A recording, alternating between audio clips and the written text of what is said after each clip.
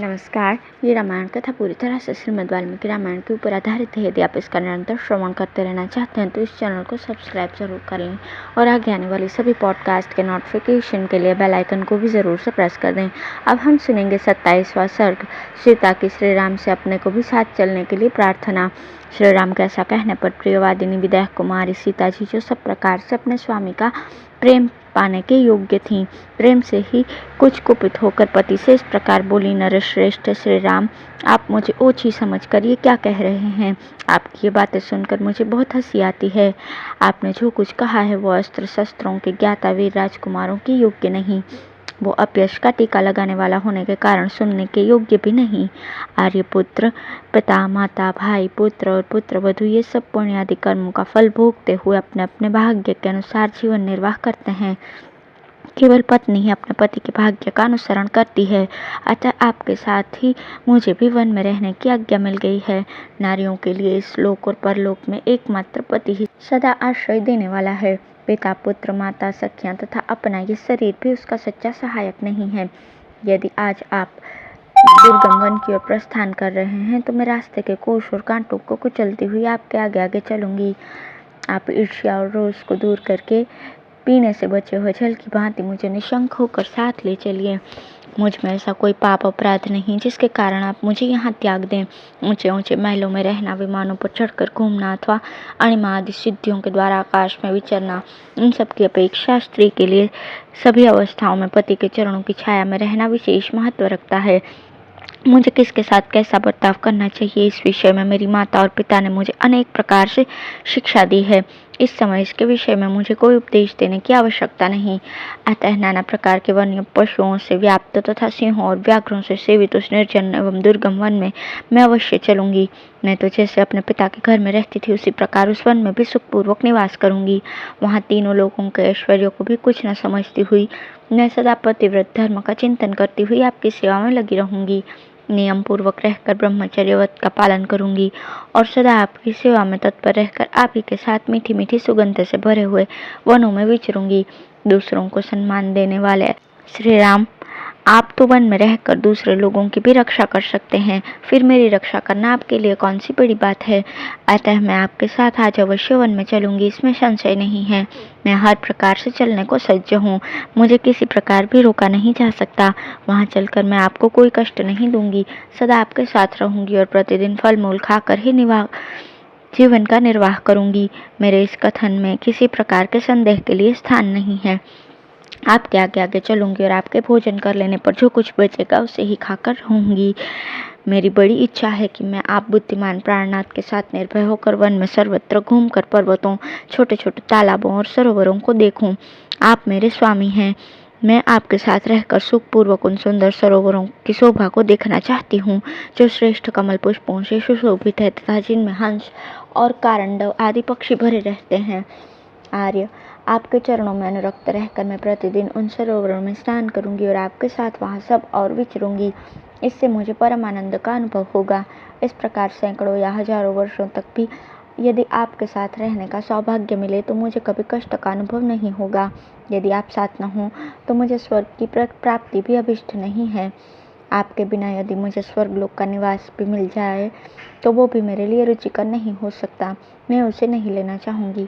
अतः उस अत्यंत दुर्गम वन में जहाँ शास्त्रों, मृग, वानर और हाथी निवास करते हैं मैं अवश्य चलूंगी और आपके ही चरणों की सेवा में रहकर आपके अनुकूल चलती हुई उस वन में उसी प्रकार सुख से रहूंगी जैसे पिता के घर में रहा करती थी।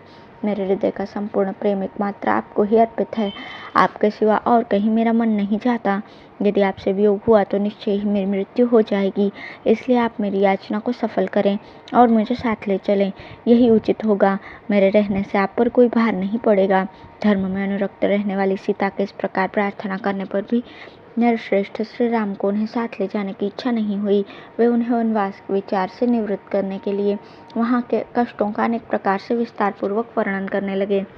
श्री राम का वनवास के कष्ट का वर्णन करते हुए सीता को वहाँ चलने से मना करना। धर्म को जानने वाली सीता के इस प्रकार कहने पर भी धर्मवत्सल श्री राम ने वन में होने वाले दुखों को सोचकर उन्हें साथ ले जाने का विचार नहीं किया। सीता के नेत्रों में आंसू भरे हुए थे। धर्मात्मा श्री राम उन्हें वनवास के विचार से निवृत्त करने के लिए सांत्वना देते हुए इस प्रकार बोले, सीते, तुम अत्यंत उत्तम कुल में उत्पन्न हुई हो और सदा धर्म के आचरण में ही लगी रहती हो। अतः यहीं रहकर धर्म का पालन करो, जिससे मेरे मन को संतोष हो। मैं तुमसे जैसा कहूँ वैसा ही करना तुम्हारा कर्तव्य है। तुम अबला हो। वन में निवास करने वाले मनुष्यों को बहुत से दोष प्राप्त होते हैं, उन्हें बता रहा हूँ, मुझसे सुनो। वनवास के लिए चलने का ये विचार छोड़ दो। वन को अनेक प्रकार के दोषों से व्याप्त और दुर्गम बताया जाता है। तुम्हारे हित की भावना से ही मैं ये सब बातें कह रहा हूँ। जहाँ तक मुझे ज्ञात है, वन में सदा सुख नहीं मिलता, वहाँ तो सदा दुख ही मिला करता है। पर्वतों से गिरने वाले झरनों के शब्द को सुनकर उन पर्वतों की कंदराओं में रहने वाले सिंह दहाड़ने लगते हैं। उनकी वो गर्जना सुनने में बड़ी दुखदायिनी प्रतीत होती है, इसलिए वन दुखमय है। सुने वन में निर्भय होकर क्रीड़ा करने वाले मत वाले जंगली पशु मनुष्य को देखते ही उन पर चारों ओर से टूट पड़ते हैं। अतः वन दुख से भरा हुआ है। वन में जो नदियाँ होती हैं उनके भीतर ग्राह निवास करते हैं। उनमें कीचड़ अधिक होने के कारण उन्हें पार करना अत्यंत कठिन होता है। इसके अतिरिक्त वन में मत वाले हाथी सदा घुमा करते हैं। इस सब कारणों से वन बहुत ही दुखदायक होता है। वन के मार्ग लताओं और कांटों से भरे रहते हैं। वहाँ जंगली मुर्ग बोला करते हैं। उन मार्गों पर चलने में बड़ा कष्ट होता है।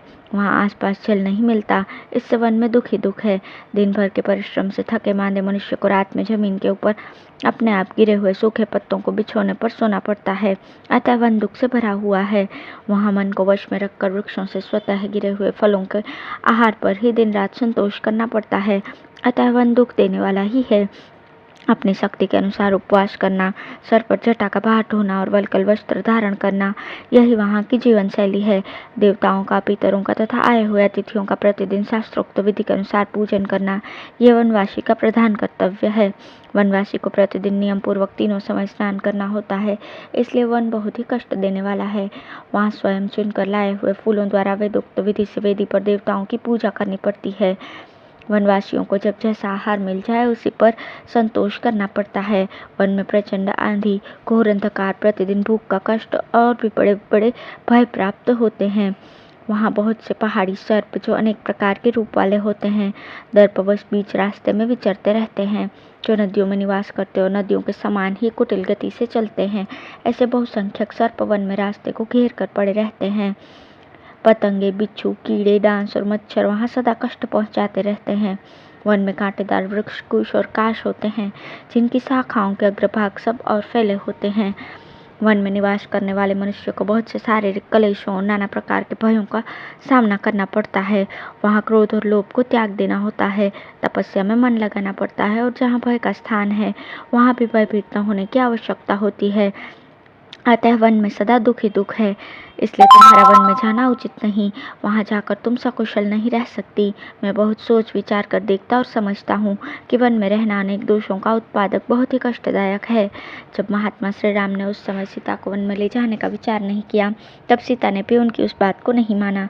वे अत्यंत दुखी होकर श्री राम से इस प्रकार बोली। इस प्रकार श्री वाल्मीकि निर्मित रामायण आदि काव्य के अयोध्या कांड में 28वां सर्ग पूर्ण हुआ। धन्यवाद।